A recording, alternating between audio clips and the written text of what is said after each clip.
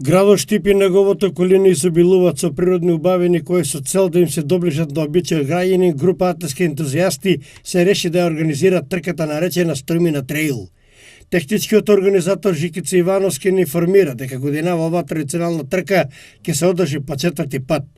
Она што е за одбележување од година во година се зголемува бројот на љубители на ваквиот тип ритчести трки, за што зборува податокот дека за годинава се пријавени ќе настапат преку 100 надпреварувачи од цела Македонија, а ќе ги има уште и од Шведска, Норвешка, Соединетите Американски држави и од Србија.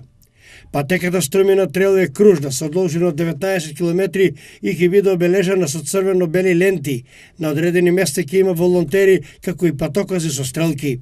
Минува покрај прекрасните предели на Струмина чешма, Љупчева чешма, Клисе Бајер и Курт Бунар, а на средината на патеката кај Липов дол ќе има контролен пункт за храна, банани, урми, чоколада, крекери, кока-кола и вода.